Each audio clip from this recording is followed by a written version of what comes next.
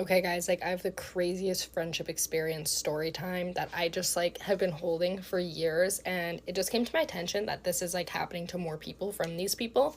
So now I'm just like, okay, it's my time. I'm obviously not going to say names or anything. I'm just going to call them thing 1, thing 2. They're twin sisters. That's pretty much all you need to know to put the pieces together here. But like, have you guys been friends with like people that just like lie about like anything and everything? Well, yeah, like now take that, times it by a million. Like, think like pretends they have cancer level.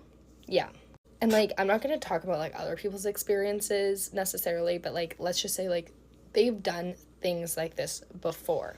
And there's so many red flags, and honestly, I feel like so stupid because I was just trying to see the good in them. Like, they seemed like super nice people when I met them, and I just should have known. Like, anyways, so start off with them like lying about like random stuff. Like, they graduated early, they went to like McGill, and their mom is like the head of cancer care, and this and that, like all these things that are easy enough to fact check and like see that that is not true, obviously. But this is where it really happened and became like personal and actually affected me emotionally. So we booked a trip to Calgary Stampede. We'd only been friends for probably like 2 or 3 months at this point. But we're like, like they're down for things, I'm down for things, like let's book this trip. And there's 5 of us going, so it's me, my friend, them 2, and their friend. And like the hard part about it is because like unless you experienced it personally, like you will never understand this truly. But now that I know other people have experienced it like firsthand, it like makes me feel like I can actually share this and not feel like crazy. So pretty much the very first night that we get to Stampede, one of them is in the room with us, one of them is in a different room getting ready, and the one in the room with us just starts crying and saying how she like pretty much is gonna die, and she has lung cancer and is on a lung transplant list, and that she's been in and out of the hospital for the last like month or something without us knowing. And like, first of all, these girls are the biggest attention seekers ever. If there was actually something happening where they had to go to the hospital, they would be telling everybody and anybody about it. So I already know this isn't true. Plus, if you're on a lung transplant list, you are not at Calgary Stampede drinking and partying. Never mind like smoking or like anything like that. So anyways, I'm not believing it. My friend's not believing it. We're kind of like laughing about it because like, not to be mean or anything, but we're just like, we don't believe you. A little background where how this makes this personal to me.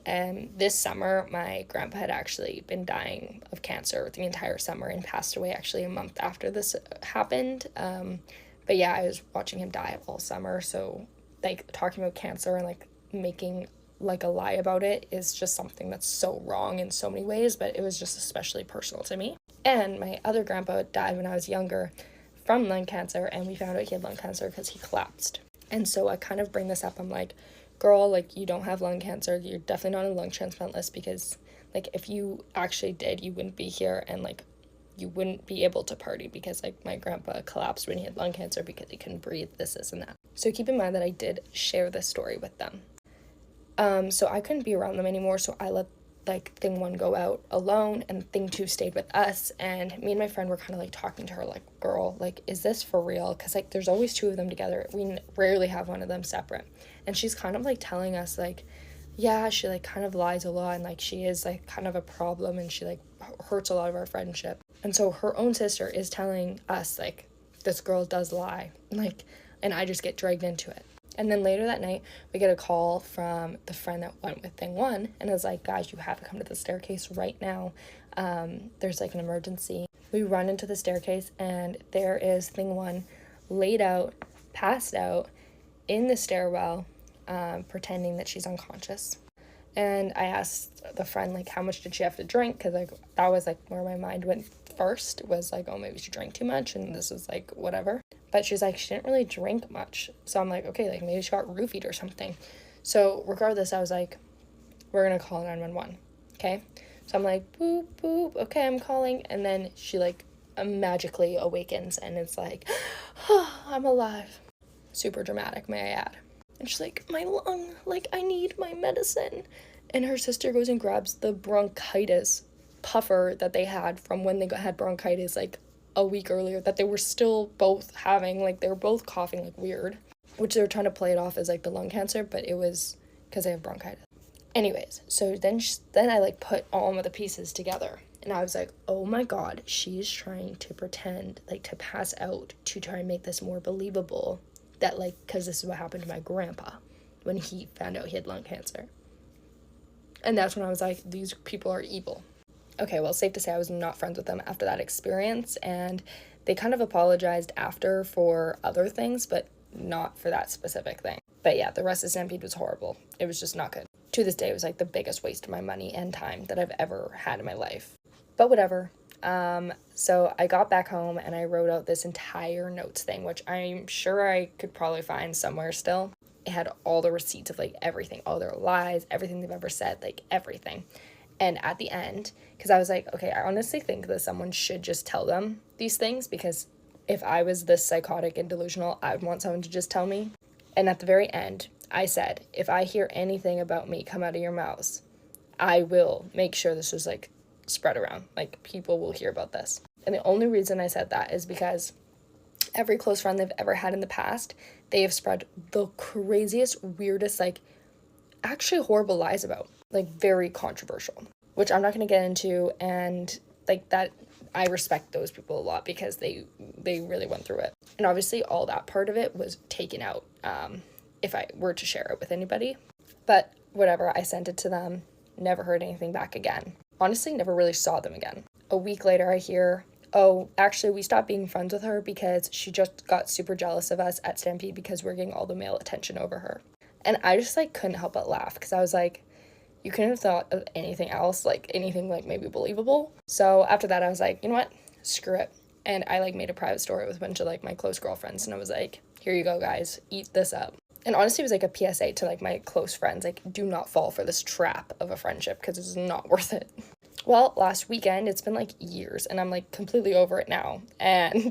But these two people came up, and they're like, hey, so you're friends with the twins, right? And I was like, I haven't heard this in forever. But I was like, yeah, actually, I was. They're like, well, you wouldn't believe what happened to us. And I was like, baby girl, let me believe you. Whatever you say, I already believe you.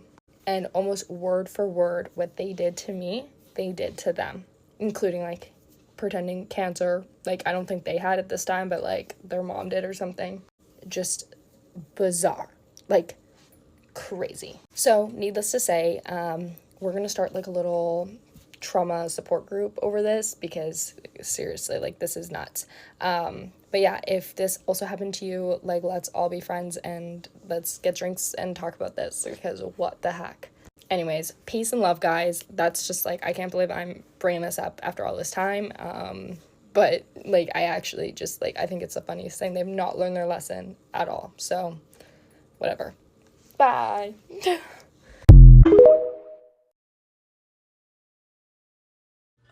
Story time while I'm doing my makeup, because I think I'm about to be murdered on this first date. Okay, I got receipts pulled up right now. So I randomly get a DM. I'm outside with my grandma and my dad, you know. I just randomly get a DM from this dude, and I read it out loud saying, that's crazy. You look exactly like my future wife. So me and my dad are just talking, you know, about all the guys that hit me up and all this stuff, and you know, I just proceed to like the message and just leave it on seen. 30 minutes later, he proceeds to text me. I see the vision though. You gotta appear mysterious and uninterested. So I was like, okay, whatever. I was like, love the viewpoint, lol. Thank you. I was like, do you have Snapchat? Like, just the typical, like, you know, like, text back with a random dude. I prefer not to get left undelivered for 6 weeks, so I'll give you my number instead. Real as frick. So he sends me his number. Now you have no excuse not to put me in your emergency contact. So I'm thinking, like, dog, what? So I'm like, whatever. And then I was like, wait, how old are you? Like, before, like, I, like, put this dude's name in my phone, right? When I text him, I'm like, hey, it's Ashley. He's like, phew, I didn't think we were gonna make it to this point, Ashley. And then I was like, well, it has come to this point. And then he says, the only next logical step is to see when you're free so I can take you to dinner. I was like, see, that's kind of a tough one with me. I was like, I'm a really busy woman. And then he's like, are you using the D1 excuse? I'm too busy. Well, I'm also busy, yet I'm trying to make time for you. And I was like, oh, sweet. So he's telling me that he is going to training right now, like like we have a plan going on here. And then he was like, can I FaceTime you after I get out of training? I was like, yeah, like, so he FaceTimes me after his training, and he seems like a normal person.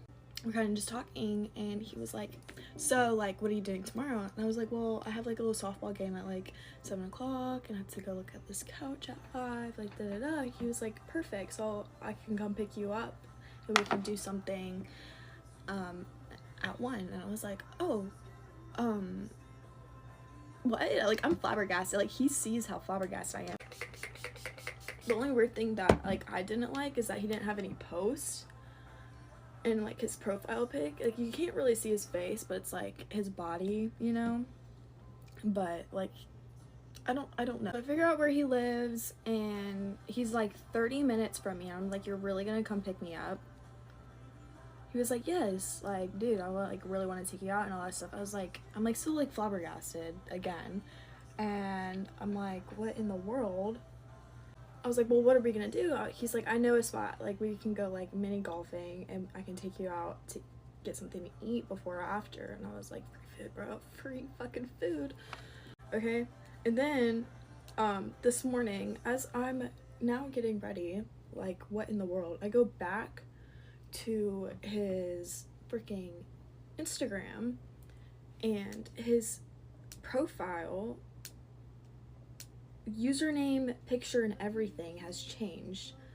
His freaking profile pic is a black screen. His username is changed to the numbers of 444. Mind you, I don't really go on dates often. Like, I couldn't even tell you the last time I went on a date, so I'm kind of just like, you just do it for the plot. I told my dad about the situation. He's like, bro, you're gonna get freaking murdered or like SEX trafficked. And I'm like, bro, I was like, I honestly don't know, but for the plot. So right now I'm getting ready. I personally just think it's weird that like he just changed his entire like profile and username and everything. Like, I don't know. I'm about to probably FaceTime him. Why should it be like not him? Bro, I'm like really scared. So wait, actually I'm gonna FaceTime him right now. Okay, I literally just got off the phone with him. I just FaceTimed him, so we're good. We're all set. He's a normal human being, and the only reason why he said apparently he changed all his social medias to that. I don't really know. I was literally straight up, and I was like, you're not gonna murder me, right? He's like, what are you talking about? I think I'm just freaking out because I've never met him before, like, in my life, and I'm just now hearing of this person. So maybe it'll be good. I'll maybe do a little update. T-minus 30 minutes until he comes.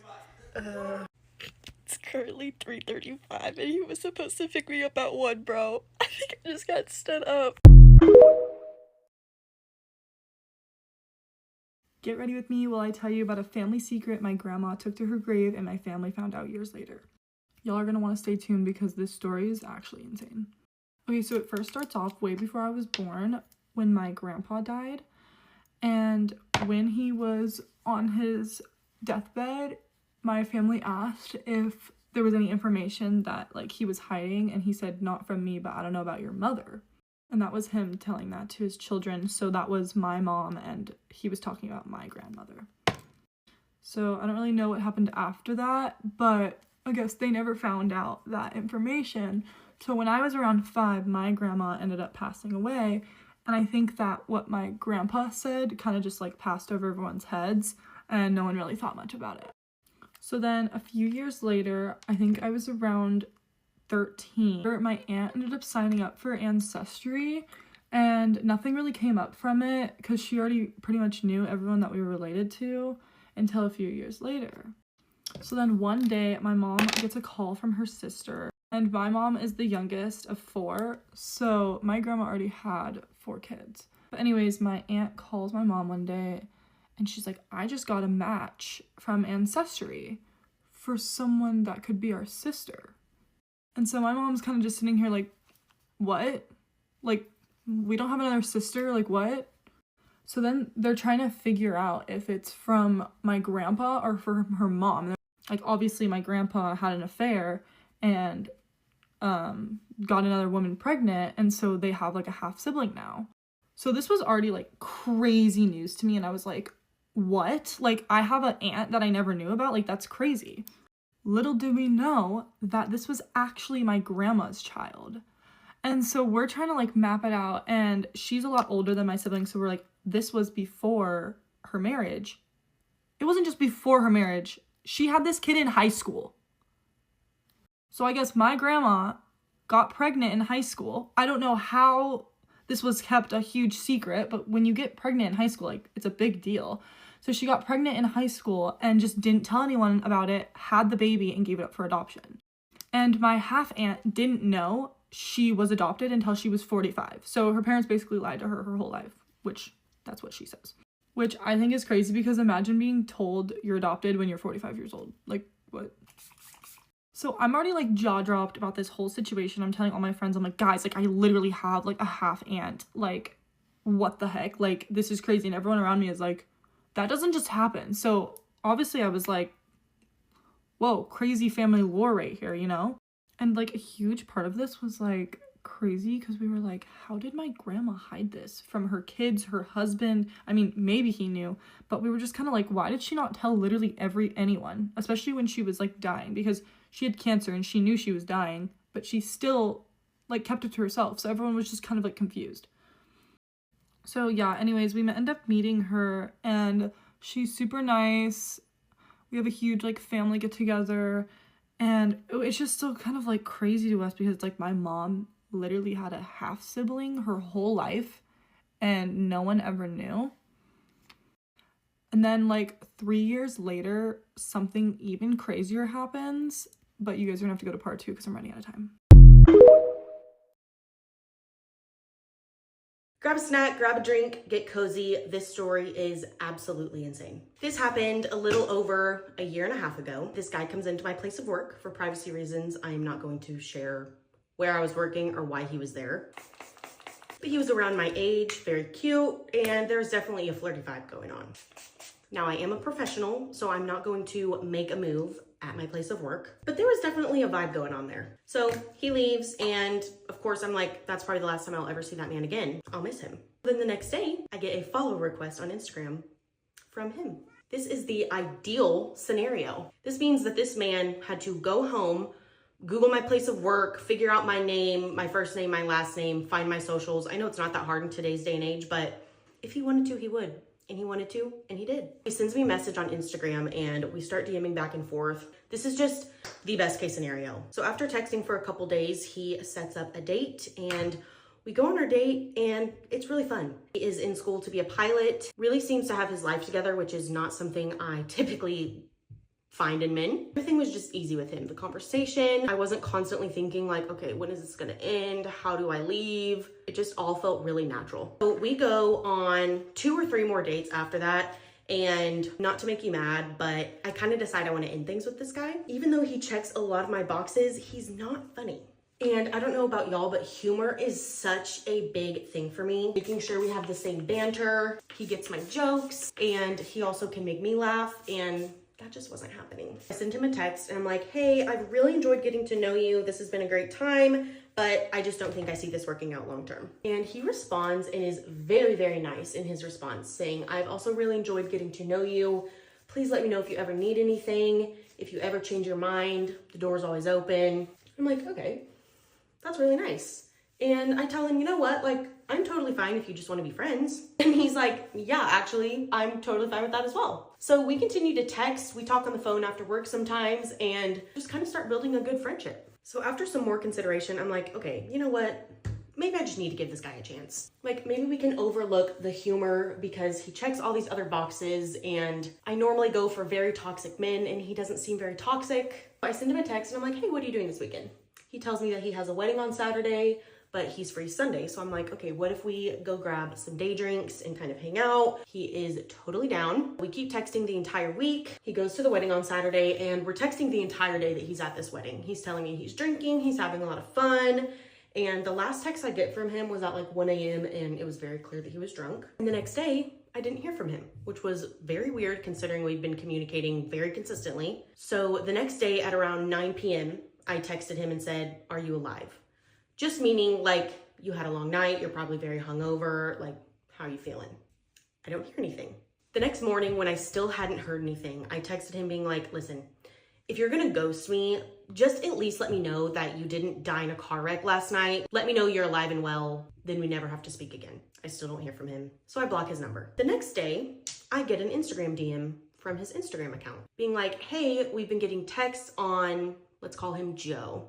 "We've been getting some texts from you on Joe's phone, and we just wanted to let you know that he got in a horrible car accident Saturday night after the wedding and is on life support." I start freaking out because literally the last text I sent to him was like, "Please let me know you didn't die in a car wreck." I respond to the message and I'm like, "I am so sorry. Please let me know if there's anything I can do. Like, can I bring up flowers to the hospital?" And they're like, "No, out of respect for Joe, we're not allowing any visitors." And I'm like, "Totally understand." So I unblock his number and continue getting updates on how he's doing. The weird thing was his texts sounded a lot like him. I was trying not to read into it too much. Then I told my friends, and my friend was like, "Let's do a background check because if he got in a drunk car accident Saturday night, that will show up on his record." So she does a background check on him and there is no record of a car accident or anything of the sorts. Very strange, but what am I gonna do? Text him and be like, "I know you're lying." Through the background check, we figured out some of his family members' names. I look up some of his family members on social media and there is no sign of this man being on the hospital, being on life support. "Please pray for our family," a GoFundMe, just, anything like that. I get a text update telling me Joe is doing great. He got taken off life support today. They're gonna let us go home tomorrow. And I just respond being like, "That's so amazing. Thank you for the update." Mother's Day rolls around. Like, okay, if this is true, there's no way that mom is not going to make a post on Mother's Day saying, "My baby boy is coming home. The best Mother's Day ever. Thank you for all the prayers," just something. So I go to his mom's Facebook and she has posted a family photo. You know who's in that family photo? Joe. Smiling ear to ear, no injuries anywhere to be seen on this man. And it gets better. You know who's standing next to him? His girlfriend. So of course, I click on the girlfriend's name, stalk her Facebook, her Instagram, all the things. She has been dating Joe for the past 4 years. They have been in a relationship for 4 years. Sorry, I just had to say that twice. I, of course, immediately confront Joe. I text him and I'm like, "Bro, what the fuck?" Blocks me on everything, and I never hear from him again. Absolutely insane. First of all, they've been together for 4 years and there is no sign of her anywhere on his social media. Second of all, if you're gonna cheat on your girlfriend, just ghost me. Like, I didn't need this entire fake story about you almost dying. It definitely put me through quite the emotional roller coaster. Get unready with me while I tell y'all about how the hours went leading up to me getting kicked out of my house. Me, my best friend, and my boyfriend were going to go see the Time Miners concert at the Pasadena Rodeo. Whenever you go to a concert and it starts later in the evening, you usually don't get back till late, and considering that this was a Saturday, I was going to have a hard time waking up for first service for church the next day. I still wanted to go to church, so I just decided to go to late service. Assuming y'all have watched my previous videos, you can assume that my parents are pretty crazy, so whenever they hear that I'm not waking up for the first service of church, they start getting mad. So I am literally in this room at 7:30 in the morning. I sleep through my alarm. Then all of a sudden, I start hearing this ding on my phone. So I couldn't wake up to my alarm, but I hear all these dings on my phone. I'm like, I know that ain't my alarm. What do you know? My mom. She's texting me and she's like, "Why aren't you at church right now?" And she was like, "You know you're supposed to go to church." And I was like, whoa, whoa, whoa, whoa, whoa. I'm still going to church. I'm just going to late service. That way I can sleep and I can still go to church. Just like every other fight I've had with my mom over text. She is yelling at me through the phone, telling me I had to come home right now, right then, on my way home, because I don't feel like getting torn a new ass by my mom, which was not able to be avoided. I still got torn a new ass. I get there and she's like yelling at me, and I was like, you know what? I do have free will. So I'm going to take my car and I'm going to sit in the church parking lot just to decompress. I'm sitting in the parking lot even though this is completely unrelated. There's this guy next to me and I can see him and his car's not starting. And I help him jump his car. Keep in mind, I've already been having a hectic morning, but you know what? I was like, you know what? Fuck it, we ball. Everything's good, you know? Like, I go to church, turn my phone on silent, like, I'm not bothered by my texts. My mom ain't gonna show up to church, that's for sure. But she will show up to Starbucks after church. So I go to Starbucks after church. I see her sitting in the parking lot. She's banging on the window, kind of like yelling at me to show her who's on the phone with me. I show her, it's literally my father. I was just on the phone with my dad, kind of venting to him about how my mom's crazy, which doesn't make any sense because he is equally as crazy. So after my mom decides she's done banging on the window of my car, I go home and she goes to work. I invite my friend over, which is probably a stupid idea considering my parents were already mad, but I wanted something to just get my mind off of what I'd just been through. I invite my best friend over and we're making mums for homecoming. It gets later in the evening and my mom comes home from work. She sees me in there making my mom and my friend there, and somehow this makes her very angry. Now this is when shit started going down. My mom was throwing Amazon packages everywhere because she was so angry that I was doing nothing pretty much, I guess preparing for homecoming, God forbid. She started yelling at me and I was like, you know, I take it like usual, like I'm used to this. This is just an everyday phenomenon for me. This is what I'm not okay with. She starts yelling at my friend, telling her how she's a bad influence on me. She's the reason that I'm like becoming a bad kid. I don't really know what I did, but apparently I was terrible for going out 2 days in a row. By going out, I mean going to a concert, then staying in the next day with my friends. And of course, you know, that's whenever I step in and I'm like, look, you can talk shit to me, you can talk shit to my face, but you will not talk to my best friend like that. Ever. I tell her this and then she starts getting in my face, you know, like pointing at me, getting like really like aggressive, and I was like, I would move back if I were you, like I'm not trying to get into anything physical. And she starts grabbing me and like holding me and like trying to like yell in my face. My best friend's here. She's the first person, God bless her soul, to see all of this happen to me. None of my friends have, not my boyfriend, not anybody at this time, not even my own family. So when she goes home after this, she tells her mom obviously everything that's happened. They're genuinely concerned about my safety, and so they call in for a welfare check. While waiting on the police to get there, her mom, my best friend's mom, is calling my mom and she's asking her if I'm okay. Not trying to start anything, just asking if I'm okay. And what my mom starts going off about is saying how my best friend's mom is a bad Catholic. She's a bad Christian. Like she doesn't know how to raise her child, even though she just called to check up on me, making sure that I'm safe. Then the police show up. Like and follow to hear about how I never came home after that. I just remembered this insane first date story with a guy that I almost dated, so get ready with me while I tell you about it. Okay, so my best friend was going to this dance, and I wanted to go, and she wanted me to go because she'd never met the guy that she was going with and needed some support. So obviously I was like, girl, I'm coming with you. So I got set up with this random guy. I'd only ever seen a photo of him, never talked to him, nothing. Basically, he gets my number and texts me and asks me what I want to drink for the night because we're gonna split a drink. And I replied and I told him that I wasn't picky, but I prefer apple juice. I thought he was gonna get apple juice. I pull up to the function later that night and I can't find him, and his friends were like, okay, I'll go find him for you, like don't worry about it. At this point I'm kind of just like, you know what, you really don't actually need to do that. Long story short, I find him. He brought the most masculine drink known to man, aka tomato juice, if you're picking up what I'm putting down. I've never had the tomato juice before, so I was like, okay, I'll give it a try, see if I like it. I hated it. It was disgusting, so I didn't drink it. In person, this guy was nice. He's pretty cute, low-key. I was vibing with it. We had a decent amount of stuff in common, but it was until later in the night when I realized that he drank the entire thing of tomato juice. So if you're picking up what I'm putting down, this is not good. I lose him.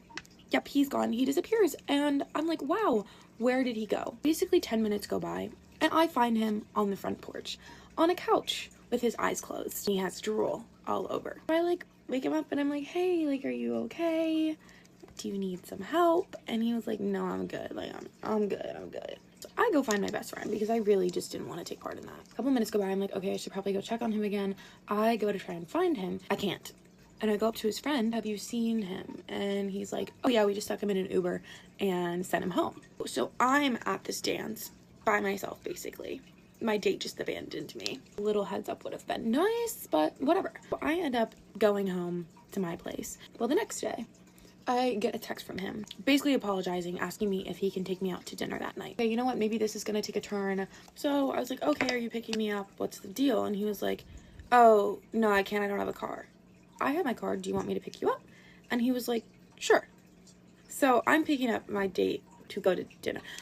Yeah, we get to the place, we had dinner, it was fine, and he paid for my food. I ended up driving him home, dropping him off. Or maybe he's just had a bad night when we first met, like no big deal at all. So then the next day, he texts me and asks me if I want to come over to his place later and watch a movie.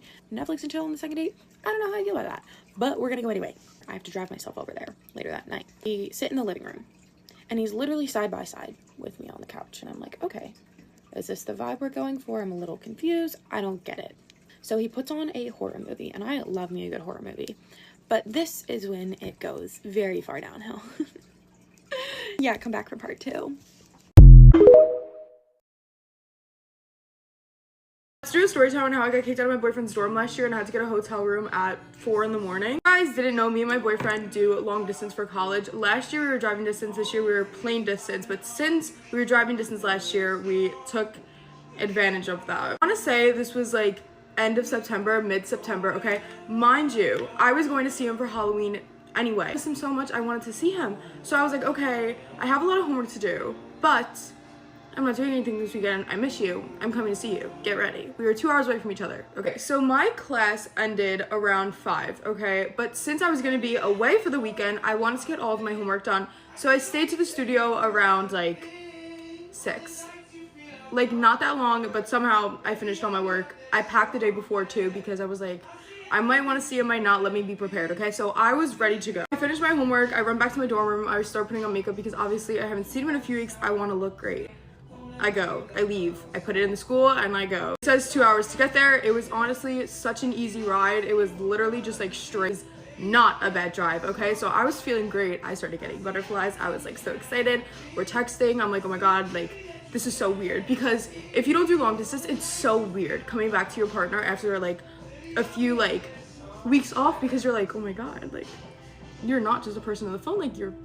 I don't know how to explain it. It's just such a good feeling, honestly, whatever. And I was also so excited to see his school. Like I was so excited to see like things that I was seeing over the phone, like in real life, okay? So I was feeling great. I'm like 10 minutes away. I'm like, oh my God, I'm 10 minutes away, whatever. He's like, I'm outside, like I'm waiting for you, like go to the parking lot, this, that, like we're so excited to see each other, okay? I go to the parking lot, like it was literally like a movie. Ran up to him, like he lifted me up, hugged him, so cute. I was so happy. Like I was like, the emotions that were going through my body, like I was so happy. Get back to his room, we're hanging out, it's great, we have a good night, whatever, and nothing happens. Mind you, let me add this, okay, I didn't need to sign in.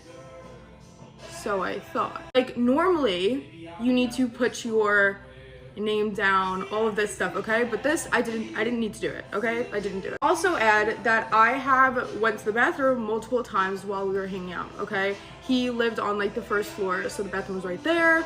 The security was right there, whatever. Walked past security multiple times, okay? Let me add this, to go pee. And no one said anything. I was great. Our plan was to go out, but that didn't end up happening. We ended up just like staying in, watching movies, hanging out, whatever. Around, I want to say like, it was late, okay? I think it was like 12 or maybe a little bit later. So it was like 1 in the morning, I don't know, it was late, okay? It was late. And I had to go to the bathroom. So I was like, Aiden, I'm running to the bathroom fast, like whatever, I will be right back, whatever. He was like, oh, I'll just come with you, like, and then we'll go to bed. And I was like, okay, period. As I'm walking to the bathroom, there's this female security guard standing there and she's staring at me. And when I say staring at me, I have never felt more intimidated in my whole entire life. I'm outside the door waiting for him and I peek out and she's staring. And she goes, ma'am. And I turn around and I was like, hi, like, how are you? And she was like, do you go here?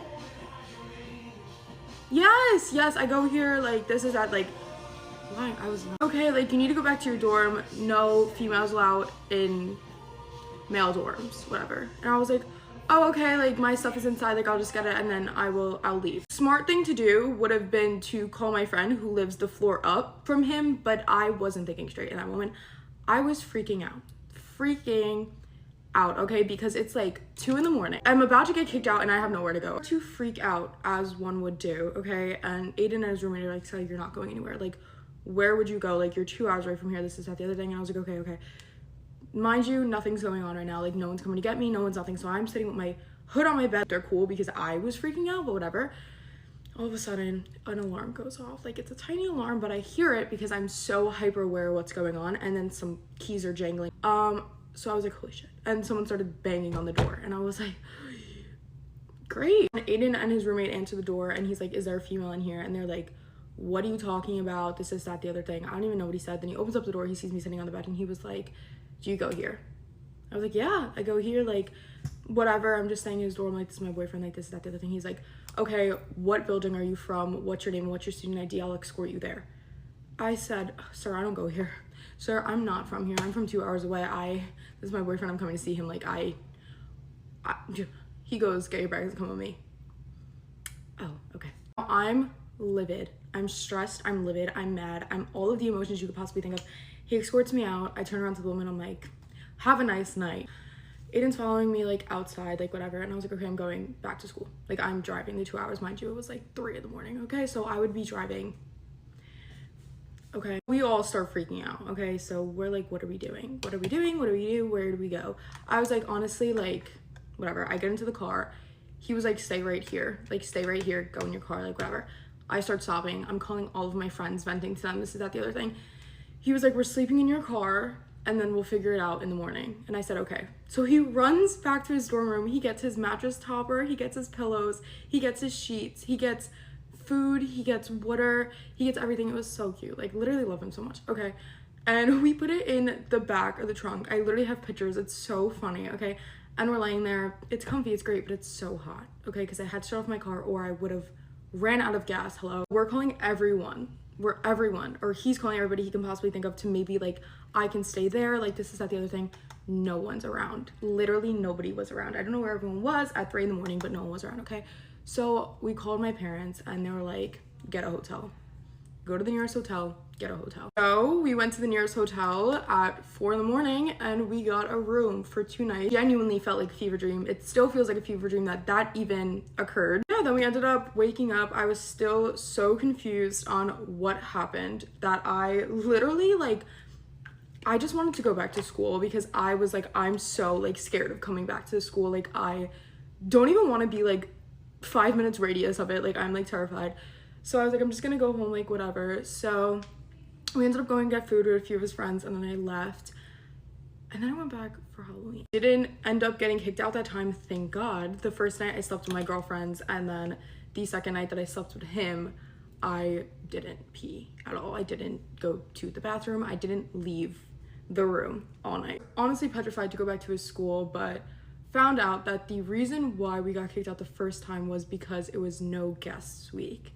It was like you couldn't have visitors up until a certain point, and I went before that point, so I guess everyone was on high alert. That was completely on us. Honestly, was it so scary in the moment? Yeah, but those pictures and videos of us laying in the back of my car and then trying to find a hotel room at 4 a.m. are so funny to look at. Like I love this story. I genuinely think it's so funny. Hope it doesn't happen this year because he's gonna be a plane ride away, not a car ride. See you later. Bye.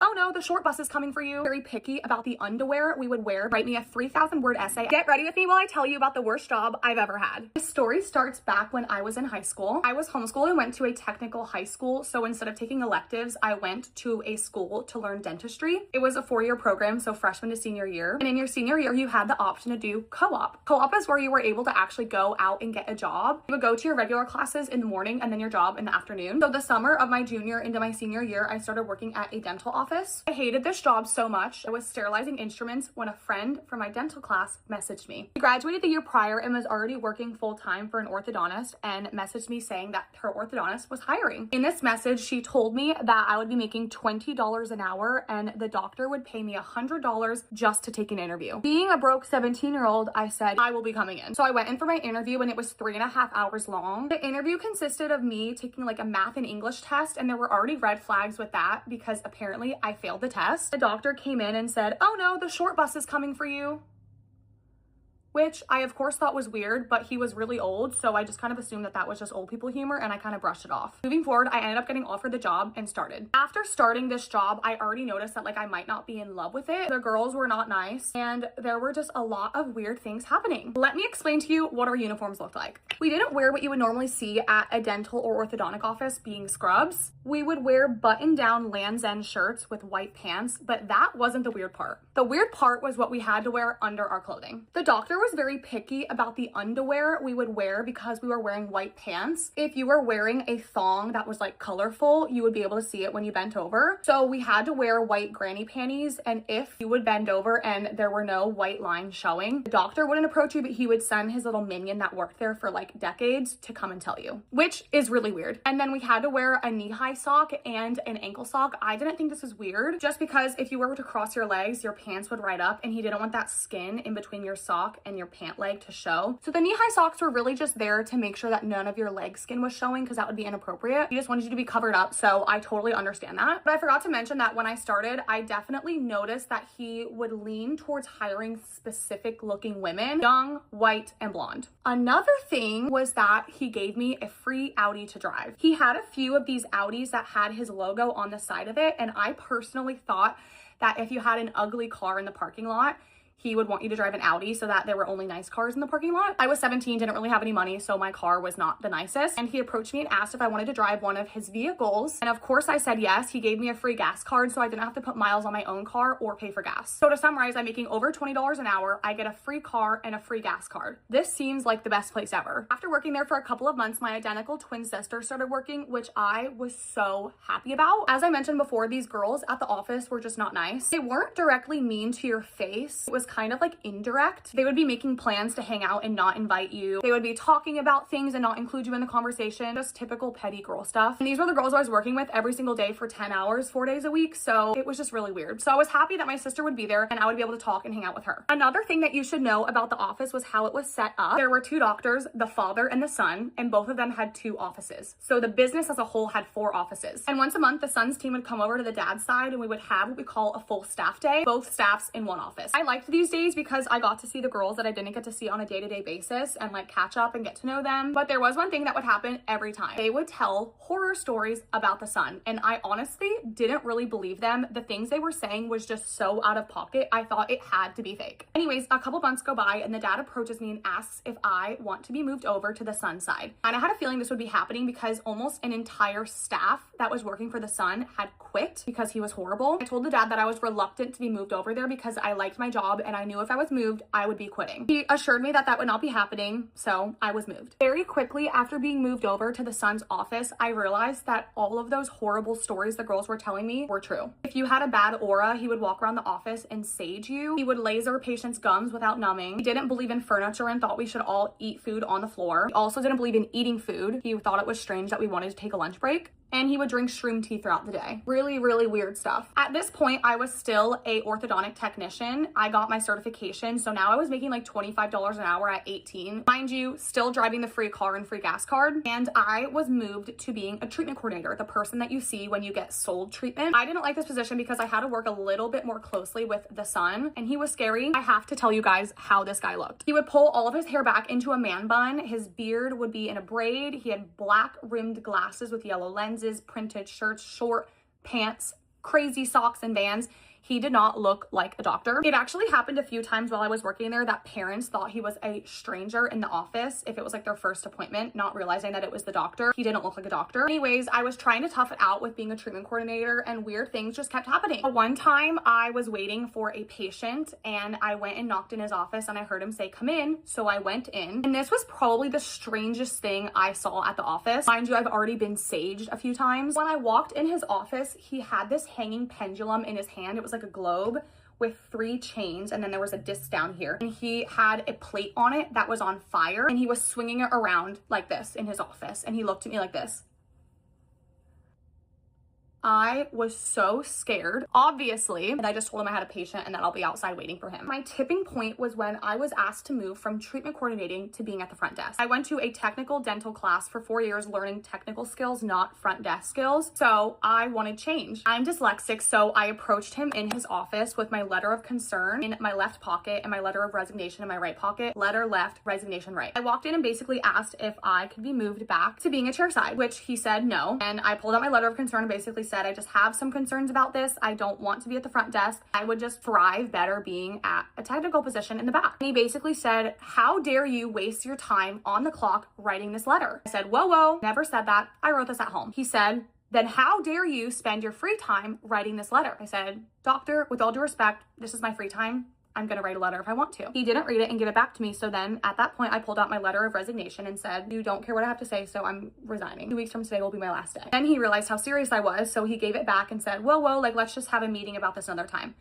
I remember that I was moved back to treatment coordinating for a little bit, in which I approached him again saying, "I'm not happy with this." And he looked at me and said, "Your 4 years of dental training was such a waste of time. It is not important. You need to let it go. You are a treatment coordinator now." Of course, when someone's telling you that the time you've invested in your education is worthless, I start to cry. And he corners me as I'm leaving the office in the office car and basically says, "Look how lucky you are to have this car. You better watch yourself," basically. This was nothing new. I wasn't surprised by this interaction, whatever. A couple weeks go by and I am still super unhappy, but I really didn't think anything was going to change because that's exactly what I was being told. But this was my final straw. I was finishing up for the day. I was the last girl at work. I was leaving and packing up my stuff. Every other Thursday, the son's staff would end at 2 p.m. and the dad's staff would end at 5. So us girls on the son's side would drive to the dad's office just to finish up if we had any emails or anything else to do. I was the last girl in the office this day, and when I went to leave, already clocked out, had all my stuff in hand, the son ran up and blocked the door as I was leaving. And I said, "Oh, hey, doctor, I'm just heading out. I'm going to your dad's office." And he said to me, "Did you write your patient letters?" We had to write these letters to patients every week, basically explaining how happy we were to see them, those kind of things. I was working at the front desk still at this point, so I said to him, "No, I didn't write a letter. I think it's weird if I write a letter to someone saying, 'Hi, I'm so happy I got to check you in this week.'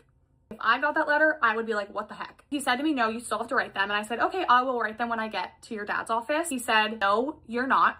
You're lying to me. You are going to go back into the records room right now and write your letters." 18 years old, alone in a big office with a man. I said, okay. I went back there, did not clock back in because the clock-in station was like near where he was. And I sat back there for an hour unpaid writing letters to patients saying how happy I was to check them in. So stupid. I'm already so flustered. I grab my stuff and I finally leave and go to the dad's office, and I asked to meet with him in his office, like in his personal office. And I sit down with him and I say, "Time has come where I want to quit. I told you this was going to happen. You told me that it wouldn't, and look where we are now." I said, "I love this office. I like the money I make. I like the car I drive. I like you as a person, but your son's horrible and I cannot keep doing this." I brought a piece of paper in there with me that outlined all of the reasons why I wanted to quit so that he couldn't make me look crazy. Some of them being that the son asked me to walk clockwise instead of counterclockwise, and the office was in a circle, so that just threw me off. He was withholding my Christmas bonus, the fact that he cornered me before I came here, the way he would speak to me, saging me, judging me, just all those things. I was talking to a robot. He would not stop saying,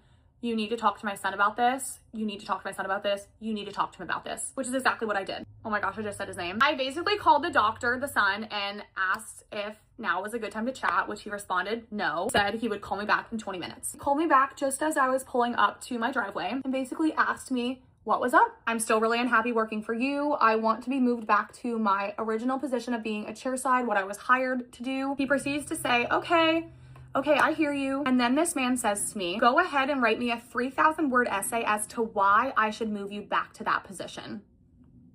I was flabbergasted. I said, that's not gonna happen. You can take this as my verbal resignation. He said to me, okay, put it in writing in an email and CC me. And then we hung up. I never spoke to him again. I returned the car to the dad's house. I had no idea what I was going to do at that point, but I had never felt more free. I started college, which I quickly found out was just not my path. So I withdrew from college, and at that point, I got a DM from another girl asking if I wanted to work for her orthodontist. I know I should have gotten some red flags like, Brooke, the last time this happened, you started working for the worst people ever. But God was telling me that this situation would play out differently, and it did just that. The craziest part was that all of the girls that had quit this first doctor's office had gone and started working for this new doctor. So all of these girls knew all of the horror stories and totally understood where I was coming from, and they were nice people. But that is the story of the worst job I have ever had. Thanks for listening to me rant for forever. A few things I forgot to mention was that there was one incident after I left where the son punched the dad in the face and actually got fired, but he has since been rehired, and to my knowledge is still working at the office. Love you.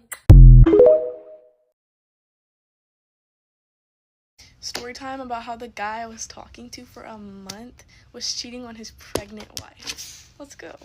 This story is 100% real. I have receipts for everything, so let's get into it. We're gonna call the guy Zach. So I met Zach on Snapchat. Nothing good comes from Snapchat. He slid up on one of my stories, I think, or one of my posts on Snapchat, and was like, you're fine, or something stupid. And I know what you're thinking. You're like, Bella, you look mad young. Like, how old is this guy if he has a whole wife and who's pregnant, you know? So I was 18 during this time. This happened last year. And he was 8 years older than me, so he was 26. I just want to say I'm very mature for my age, so younger guys just don't really cut it for me. My own mother even told me that I should date guys that are older than me because the ones my age are apparently so are the older ones. Anyways, so I ended up talking to this guy because I was like, okay, he didn't have a public profile, but I snapped him and he snapped me back, and I was like, oh, okay, he's kind of cute.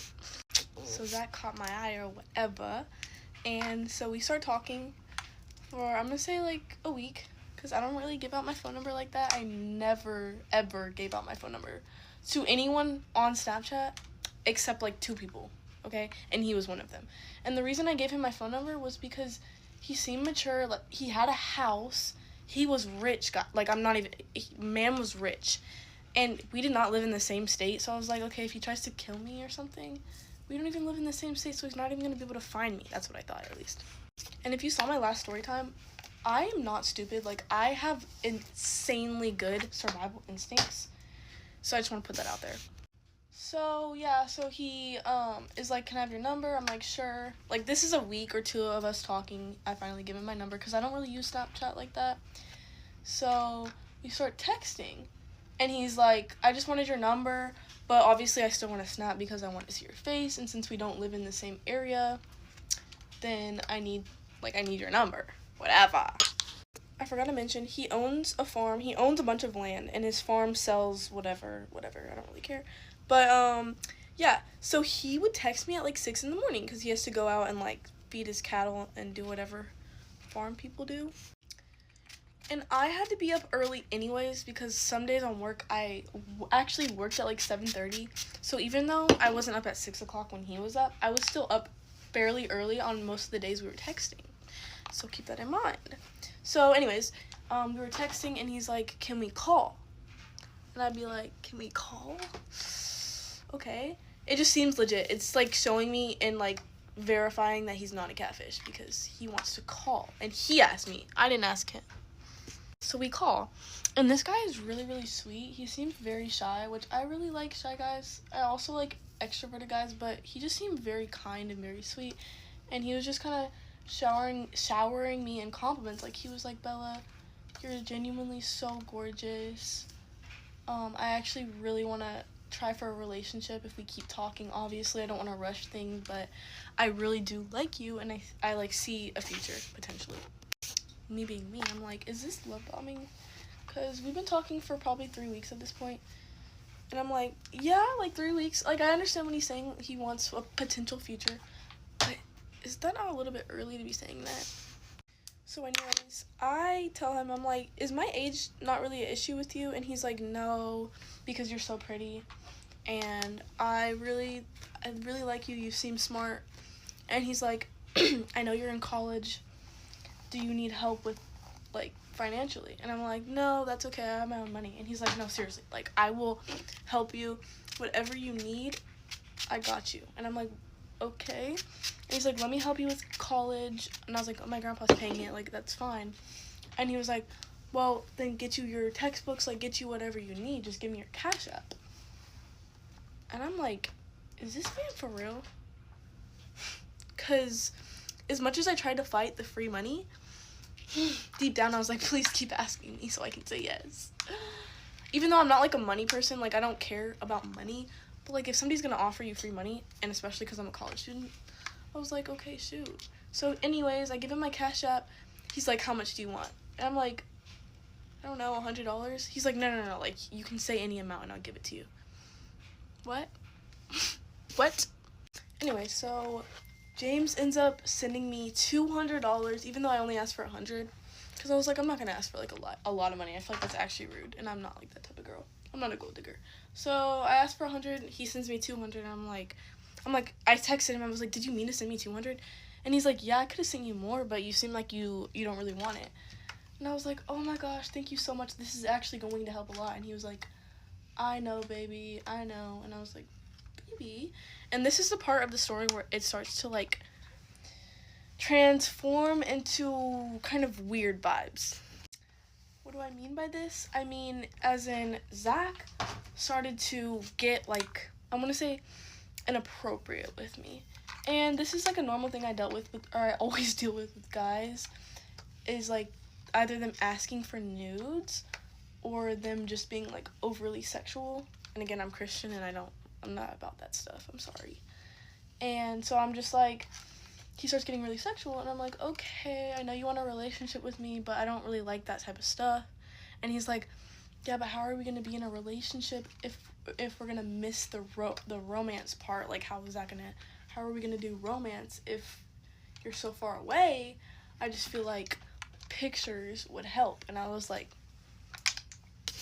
so anyways, again, I should have seen this as a red flag, but I did see it as a red flag, actually, so I kind of pulled away my attention, but I should have, like, blocked him from there. But I think it was the fact that he was very sweet, he was, and he sent me $200, and I'm gonna show y'all that receipt. But I was just like, okay, like, I don't like this, and I told him straight up, I said, hey, I don't really like that, like, talk, because we haven't been talking enough for you to be, like, asking me questions like that. I feel like that's kind of weird. And he's like, okay, like, I understand. Boom! Hella respectful when I asked. And I cannot tell you why, but for whatever reason, I ask him probably every week, is my age okay? Because even though he is older than me and he seems mature, I don't know, I just felt like, I don't know, I just was getting off vibes. Again, I was getting, like, a weird gut feeling that something just did not seem right. Like, something was off completely. Okay, actually, I was wrong. I looked at the timeline because I have our text. We actually talked for, like, 2 months. 2.5 months, actually. But anyways, so, again, I'm gonna say, like, 2 weeks after he sends me the $200, he's like, can I send you more money? Do you need help with anything? And I'm like, no, that's okay again. He keeps asking, and he's like, Bella, like, I told you I'm gonna take care of you. Boom, Cash Apps me $200 like that. For a total of $400 so far within 3 weeks. Again, I'm like, okay. In my head, I'm like, wait, maybe he really does like me, because why is he sending me money? Like, and he has money, I know he does. But he's sending me money like it's nothing. Which I thought was insane. Like, he literally just sending me money like it's nothing. And he's like, I'm going to take care of you. And then he starts asking me, he's like, can we plan our trip? And mind you, at this point, I've already been on FaceTime with him while he was doing, like, work. So I know what he looks like. I know what he sounds like. I've seen him. We've talked. So I know he's a real person. I know I'm not about to get catfished. Like, I know he's real. I have his number. The Cash App he sent me was his name on Snap. So I'm like, okay, he's a real dude. Like, I know he is. But then he starts keep asking about the vacation, and then at this point, he starts asking again for nudes. And I'm like, no. And he's like, well, I have a surprise for you. And I'm like thinking, is he going to send me more money? He snaps me. And when I open the snap, at dinner with my family. I think it was one of my family members' birthdays. I opened the snap. It's a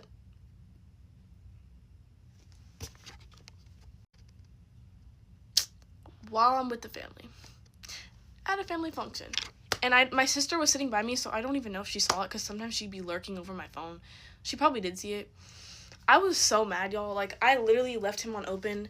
I literally ghosted him for 3 days, because I was like, I literally said I don't like that type of stuff. What are you doing? Now, this guy spams me to where I have never been spammed before. Like, it is next level. I think I had like 50 messages on Snap. He texted me a bunch. I cannot make this up. Snapped me probably more than 50 messages. You were a grown man acting like a high schooler. So I was like, Anyways, go to part 2, because part 2 is like where the story gets weird as hell. So go to part 2.